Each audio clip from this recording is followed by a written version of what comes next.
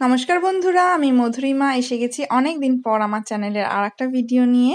আজকের রেসিপিটা হলো ভেটকি মাছের পাতুরি। এটা বাঙালির অতি জনপ্রিয় একটি খুব সুস্বাদু ডিশ। বাপের বাড়ি গেলে আমি আমার মায়ের হাতের ভেটকি মাছের পাতুরি খাই। তো এইবারও সেই রকমই হলো, মাকে বললাম মা ভেটকি মাছের পাতুরি বানাও। বাবাও বাজার থেকে ভেটকি মাছের ফিলে কিনে আনলো, আর মা গেল আমাদের বাগানে কলা পাতা কাটতে। মাকে বললাম আজ তোমার পাতুরি বানানোর একটা ভিডিও করব। কিন্তু মা আগে থেকেই বলে দিল তোর ভিডিও করতে হয় করবি, কিন্তু আমি কিন্তু তোদের মতো অত সাজিয়ে গুজিয়ে নাটক করে রান্না করতে পারবো না। মা বললে আমাকে বেশি ডিস্টার্ব করবি না, আমি আমার মতো রান্না করব, তোর ভিডিও করতে হলে তুই তোর মতো কর। এদিকে দিদুনের সাথে বাগানে পাতা ছিঁড়তে এসছে আমার ছোট্ট উজান। কলা পাতাগুলোকে টুকরো করে কেটে 5 মিনিট গরম জলে ভিজিয়ে রাখবে। এখানে আমরা 6 পিস মতো ভেটকি মাছের ফিলে নিয়েছি, যেটাকে নুন আর হলুদ মাখিয়ে রেখেছি। এখানে নিয়েছে 2 চামচ সাদা সর্ষে এবং 1.5 চামচ কালো সর্ষে, জলে ভিজিয়ে রেখেছিল। এবার নুন আর লঙ্কা দিয়ে বাটবে।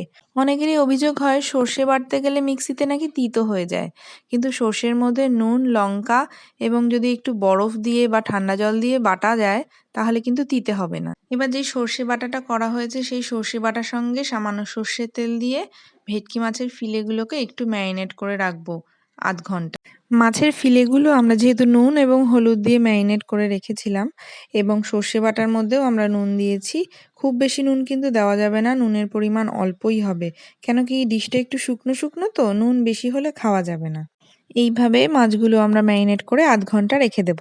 কলা পাতাগুলো গরম জল থেকে তুলে জল ঝেড়ে রেখেছিলাম। এইবার সর্ষে মাখানো মাছগুলো একটা একটা করে কলা পাতার উপরে দিয়ে তার মধ্যে সামান্য সর্ষের তেল এবং কাঁচা লঙ্কা ফাটিয়ে দিয়ে ভালো করে ভাজ করে ফেলবো। অনেকে এটা দড়ি দিয়ে বাঁধে, কিন্তু আমরা যেহেতু ঘরে খাবো বলে আর দড়ি দিয়ে বাঁধলাম না, এমনি ভাজ করেই রেখে দেবো। পাতাগুলো গরম জলে ভিজিয়ে রাখার জন্য আমরা যেরকমভাবে ভাজ করে রাখবো সেরকমই থাকবে। ফ্রাইং প্যানটা একটু গরম করে তাতিয়ে নিয়ে তার মধ্যে একটি কলা পাতা রেখে তার উপরে আমরা ভাজ করা পাতুরিগুলো রেখে দেব। তারপর ঢাকনা আটকে 10 মিনিটের জন্য রেখে দেব। রান্নাটা পুরোটাই মিডিয়াম আঁচে করতে হবে, খুব বেশি হাই ফ্লেম করা যাবে না। এক পিঠ ভাজা হয়ে গেলে কিছুক্ষণ পর উল্টে আর এক পিঠও সেরকম ভাবে ভাজতে হবে। খুব সুন্দর গন্ধ বেরিয়েছে, আমাদের পাতুরি এখন খাওয়ার জন্য রেডি। গরম গরম সাদা ভাতের সাথে পাতুরি খাওয়ার মজাটাই আলাদা। আমি মাছটা ভেঙে দেখাচ্ছি, কি সুন্দর সিদ্ধ হয়ে নরম হয়ে গেছে, আর খেতেও হয়েছে চমৎকার। ভেটকি মাছের পাতুরি বানানো খুবই সহজ, তোমরা বাড়িতে বানিও অবশ্যই, আর কমেন্টসে জানিও কিরম হয়েছে। ভিডিওটা ভালো লাগলে লাইক, শেয়ার, সাবস্ক্রাইব করতে ভুলো না। টাটা।